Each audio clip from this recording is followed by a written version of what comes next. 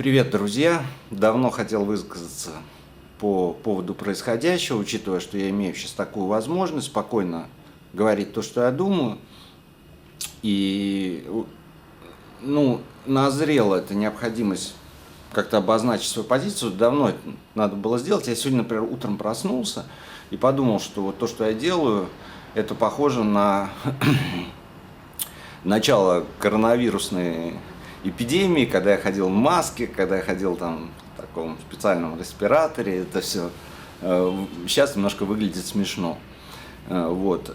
Но подумав об этом, я решил, что все-таки происходящее сейчас, никак нельзя сравнивать, это совсем другая история.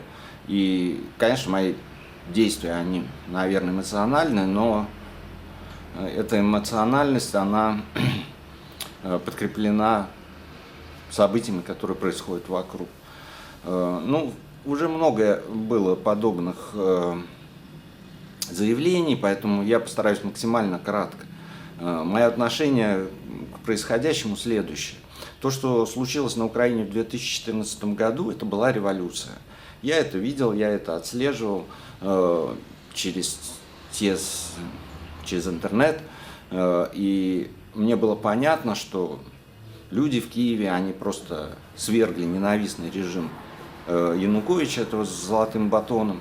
И да, случилась революция со всеми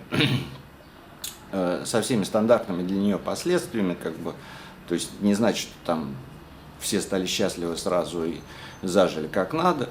То есть революция, которая породила в основном проблемы и разруху там и прочее, и плохую экономическую ситуацию. Но это была нормальная человеческая революция, которая достаточно малокровная, которая могла подобное что-то, могло бы произойти у нас, и давно пора этому произойти у нас. Что произошло на Донбассе? По идее, я это видел на наших глазах, была искусственно раскручена какая-то бытовая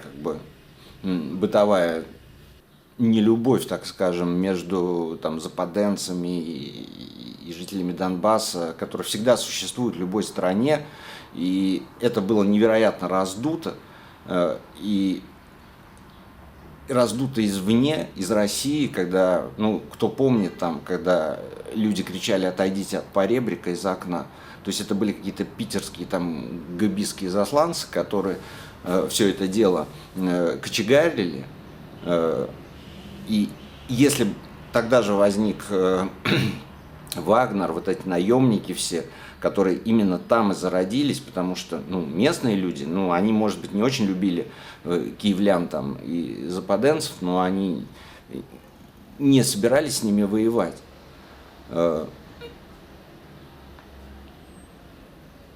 Это было создано искусственно, было создано из Москвы, по моему твердому убеждению.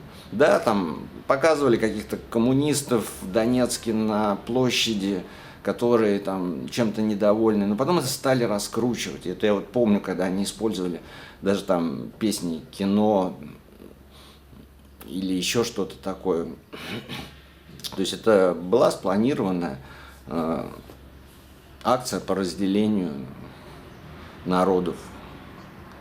И что мешало провести какой-то нормальный референдум, например. Я не уверен. Точнее, я точно знаю, что ничего бы не было. Поэтому те дети, на которых ссылаются о том, что погибли дети, да, погибли дети, но ответственность за это несут в Москве. Я уверен, что несут в Москве, несут в Кремле ответственность за вот этих погибших детей Донбасса. То же самое говорим про аннексию Крыма. Она прошла бескровно, но это была аннексия, там не было референдума. Что мешало провести полноценный референдум и какие были бы его результаты, мы не знаем, потому что то, что там было сделано, это чистой воды фикция, тот референдум, который там был проведен, он не был признан никем, там не было наблюдателей ни из одной страны. Если бы референдум был нормальный, если бы его вынуждены были все признать, все страны, и в том числе и украинцы бы смирились с решением этого референдума, что мешало его провести? Я вам скажу, что мешало его провести, потому что неизвестно, какие были бы результаты. Да, там большинство населения русских, там очень сильные были настроения как бы на хождение в Россию, но те жители Крыма, с которыми я разговаривал, мне вот несколько людей сказало, что в случае, если бы проходил такой референдум, они не высказались бы за воссоединение с Россией, они не высказались бы за воссоединение с Украиной, они бы высказались за независимость. Потому что нафиг им это все нужно. И я бы тоже, наверное, так высказался бы на их месте. Ну, а то, что произошло сейчас, ну, это ни в какие ворота не лезет. К сожалению, мы сейчас не можем говорить о том, что там правительство России, Путин совершили ошибку, они должны уйти в отставку, там, мы должны это... Нет, это уже, ну, как бы, они преступники, они не могут просто уйти в отставку. Ну, представьте, вы кого-то убили, вы что, можете уйти в отставку на пенсию, если вы убийца там, или отрубили кому-нибудь там ногу, руку. Все, возмездие тут однозначно должно последовать. Они военные преступники. Тут с этим ничего нельзя сделать. И, ну, соответственно, я уехал. Я не могу находиться, ну, то есть оставаться в России, это значит нести ответственность за то, что происходит сейчас, то есть, а высказываться, производить какие-то действия, но я понимаю, что сейчас все действия, допустим, мои внутри в России были бы обречены на поражение, то есть, ну, не знаю, там меня бы как-то осудили, там, оштрафовали, посадили бы в тюрьму, преследовали. Ну, смысл, как бы, смысл имеют успешные действия. Вообще не все так плохо, ну, то есть все очень плохо, но даже в любой беде есть какие-то позитивные стороны. Я думаю, что эти люди в Кремле, они сделали огромный шаг к пропасти, огромный шаг к своему концу. Этот конец очень близок стал. Если раньше у нас был такой своеобразный застой, то есть там Путин будет править до конца своей жизни, и потом будут его преемники, то сейчас можно говорить о том, что нет, они очень близки к своему концу, этот конец близок, надеюсь, обойдется без ядерного пепла, а может не обойдется. Но, с другой стороны, я уже думаю, что часть этих ракет, начиненных ядерной взрывчаткой, они просто не взлетят, просто потому что проржавели, там топливо продали и так далее.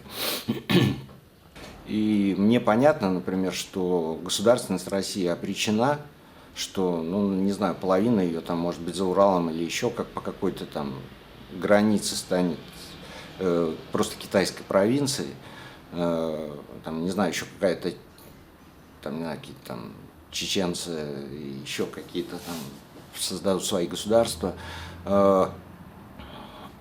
где-то там, может быть, окопаются эти любители русской весны, и свой Мордор они как бы там будут пестовать еще долго.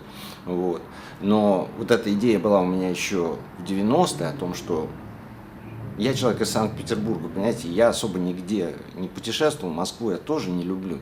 Вот. Но я считаю, что, ну, у Санкт-Петербурга есть очень хорошие шансы стать независимым городом, ну, то есть таким городом-государством, вот, который мог бы жить сам по себе, потому что я знаю, там живут хорошие люди, и очень классная архитектура, и вообще все. Я очень люблю Санкт-Петербург, я родился в Санкт-Петербурге, в Ленинграде.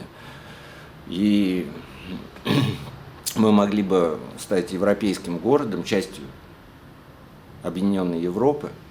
Да, Да, мы как бы разрешим гей-браки, мы разрешим легкие наркотики, тяжелые не будем разрешать. Вот, и будем свободным городом с туристическим центром, вот, без всей этой хуйни, которая... Пусть они там делают, что хотят, в Москве и туда дальше, это меня вообще не интересует. Вот. Ну, поэтому в этой истории я как бы с Европой, ну, я против этих людей абсолютно. Шансы есть у нас, в общем, они появляются. Я думаю, они не продержатся слишком долго. Возможно, уже летом вся эта история как бы с путинизмом закончится. Ну, может быть, еще в будущее очень сложно заглядывать. Но я надеюсь вернуться и надеюсь, что мы все-таки можем из этой ситуации вот таким образом выкрутиться. Вот, хотя перед украинцами мы остаемся в совершенно неоплатном долгу. Вот сейчас, кстати, какие-то на Западе заморожены там яхты, заморожен вот этот, как его называют, золотовалютные резервы России там, на 300 миллиардов или на сколько. Вот это все надо направить, конечно же, на восстановление Украины. Но вот когда все-таки закончится вот эта военная история, вот, я уверен, конечно, мы все должны заплатить. Я вот готов отдать там последнее, потому что то, что мы натворили, оно все равно это не окупит. И действительно прав Зеленский, который сказал вот в интервью российским журналистам, что это поколение, оно не простит уже нам ничего. Может быть, наши дети, внуки, они как-то смирятся, вот как в случае там с немцами, да, мы уже спокойно относимся к немцам, но там наши отцы и деды, они, для них это было большой проблемой. И мой отец, когда он уезжал в Германию, он говорил, что я их не люблю, но они мне должны. Вот, и любую, как бы, все, что он от них получил, он считал закономерным и справедливым. Ну, вот такое же точно отношение, я думаю, будет и к нам, русским, в ближайшие как бы годы. Ну, тут надо искупать вину. Что делать? Придется искупать вину. Ну, вот то, что я вам хотел сказать. Спасибо. Это был Евгений Крупицкий.